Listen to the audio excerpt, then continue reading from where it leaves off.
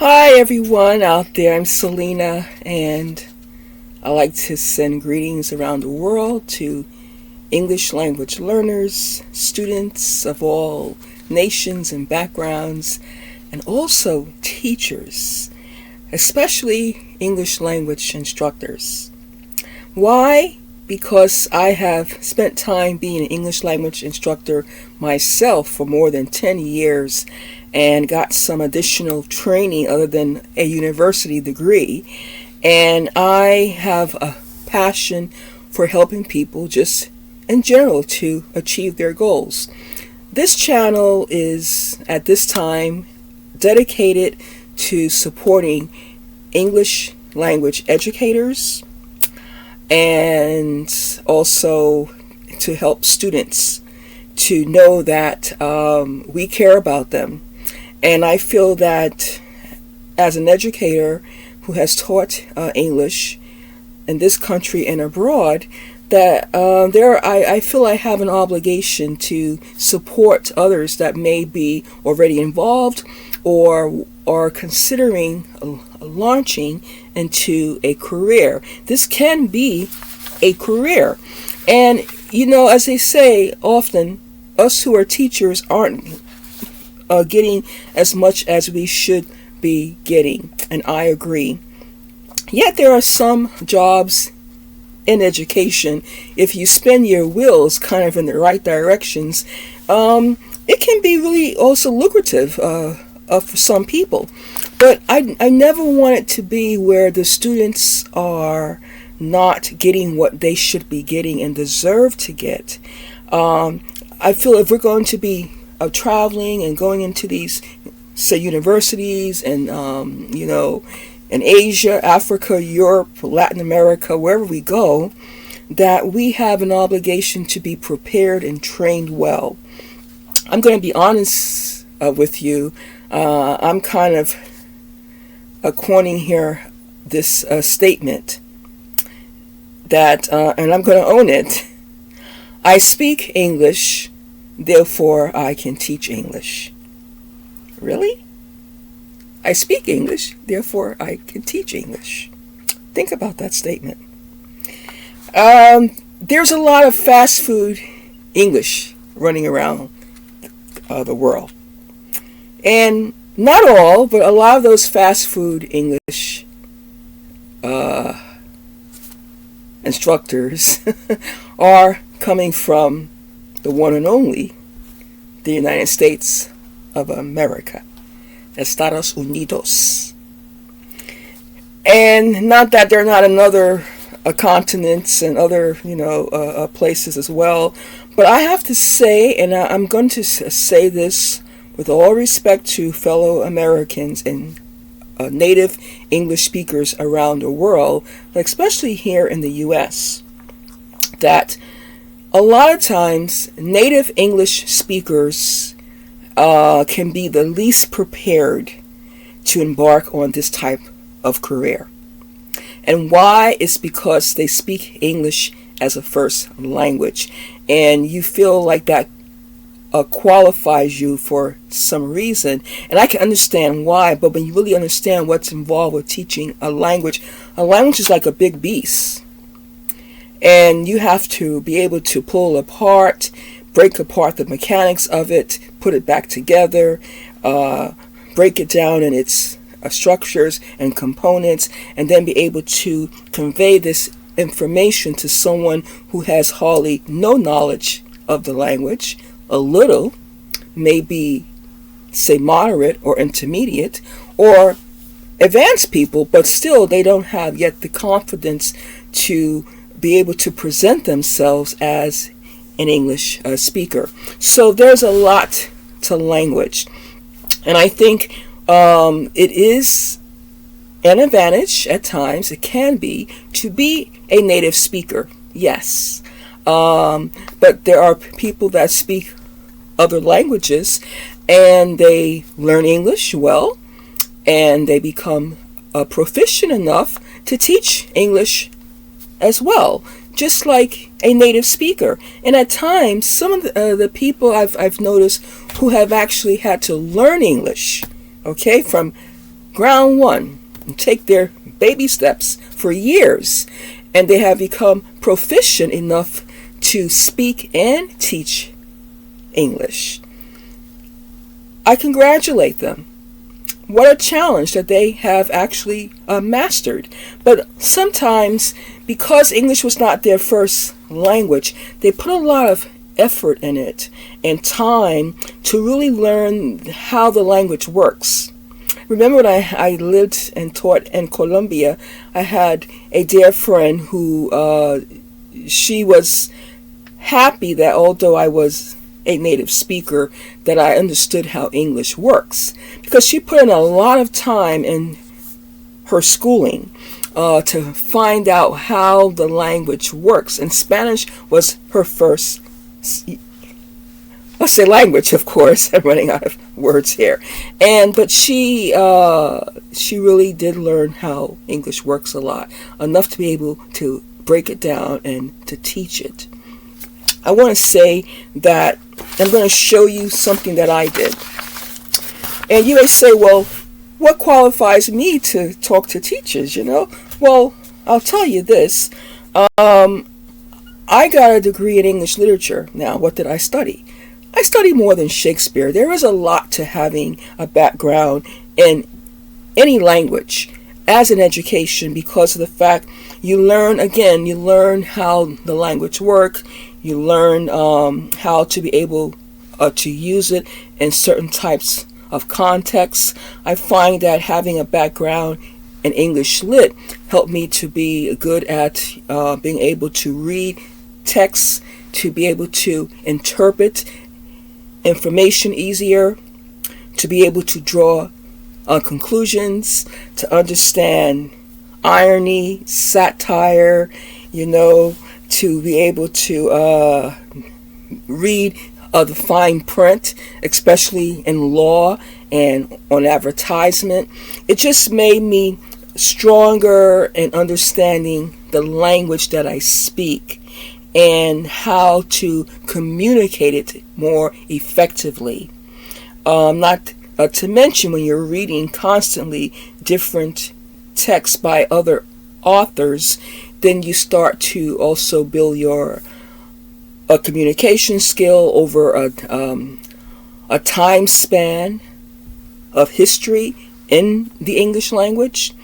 And you just really, it helped me a lot also with, my writing, because if you can read well and carefully, then it's likely that you'll be able to write much better. And if you can write efficiently, then you can likely be a great public speaker. So I say, reading, writing, and speaking, it all just really correlates together. So, but that I didn't feel that really qualified me to say I'm ready now to teach the world English. There are certain strategies and methods that should be learned. So I did get a TEFL, and this school is Bridge, and I do recommend them. They're online. It's an accredited school, so it's an ACCET asset. And this I got this some years back, going as far back as 2009, and this is a 100-hour a TEFL diploma. I also did a grammar endorsement, and that test was hard. I passed it. I passed it, and I worked hard to get a passing grade, because I speak English doesn't mean I necessarily got all the grammar down pat. See, the thing about speaking a language, say natively, you become ingrained with a grammar. You're hearing it. You're hearing how to construct a sentence. But it's one thing to speak it and know it for yourself, and another to be able to convey and help someone else to learn it. What I want to say, I'm going to give you today some tips to wrap this up for this video, is that when I took this TEFL training, these are things that I learned. The basics of components, of morphemes and words, uh, parts of speech, content, words, tenses. I learned parts of speech that also shows you how to function with words and sentence structure and grammar, using it all within a context. You learn how to teach simple, say, sentence structures, how to build sentences, how to combine thoughts with compound and complex sentences. You get grammar training. You learn the foundations of grammar planning, and you just learn different ways of how to teach grammar in its functioning, say, capacity, besides just telling students what's the meaning of an adverb, an adjective, right? A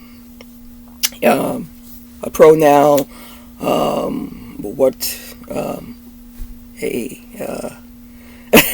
I really can't even think of all of them right now. There's so many aspects to grammar, but just more than trying to teach nouns and pronouns and verbs and adverbs.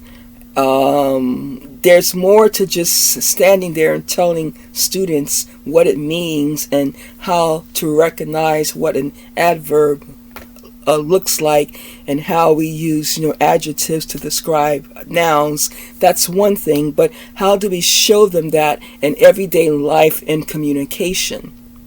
Okay, and how is it you can place an adjective in a noun, say in English, in one way, but in a different language it's placed in another way.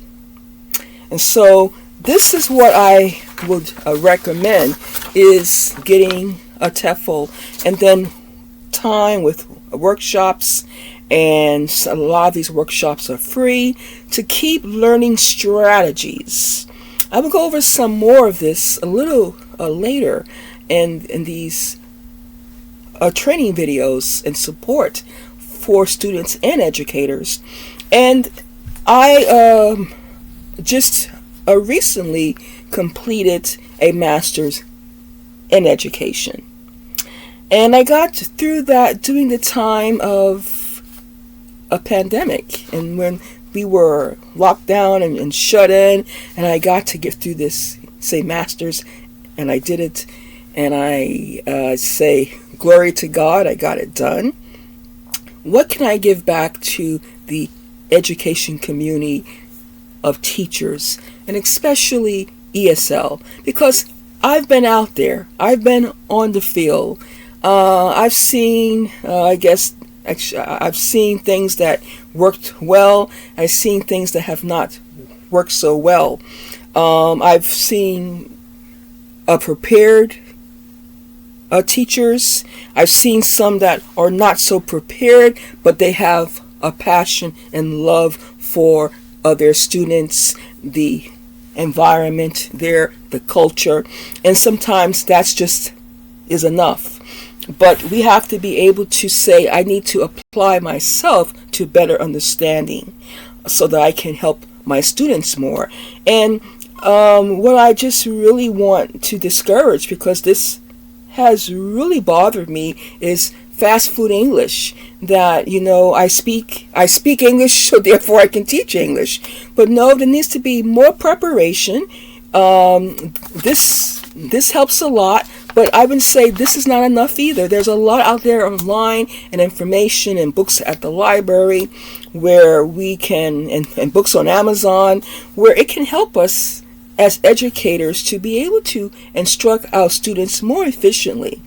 And for us who have an extensive background in education, be it through unprofessional training or university education, or just the fact that you've been doing this for a while. And yes, after doing it for a while, experience is learning. So like me, I started out not knowing a lot about how to really teach English as a second language. But I started out taking baby steps. Then I got some more training. I got some TEFL. I did some workshops. And I said, okay, I'm learning more now how to educate various types of populations and on various levels. And some may say, well, yeah, we live in a world where English is really still the language that is a universal language, really, in a way, that many who are staying in their native lands, they will never leave, or they're not even thinking that they want to leave. They want to be able to make life where they were born, but they need the skill of English on some level of communication to more efficiently do their jobs in their native lands. And I know that there are some countries that can afford to hire, say, teachers in the loads and put them in housing, hotels, and feed them. And that's great. And then there are, as well as train them, but then there are some that are not as rich, and still they are investing so much into preparing foreign teachers to teach their populations. And one country I have to mention, because I live there, is Colombia. And the money that they invested to get us as English teachers in a nation, if you know of the history at all, has had a lot of struggles and a lot of struggles in education. But I say it's a wonderful place to go and visit, and Colombians will welcome you. The food is great and the music, okay? But at the same time, there's been a lot of struggles in the area of education, especially for rural children, and so they invest so much in putting teachers in hotels. I stayed in a hotel for a month in Bogota. Okay, no one's ever paid for me to be in a hotel for a month here in the U.S. No training. I've been in a hotel maybe for like a week at the DoubleTree for some training. Okay, that's great. But I mean for a whole month. And food was provided. I mean really well prepared food. Okay? 3 meals a day and snacks.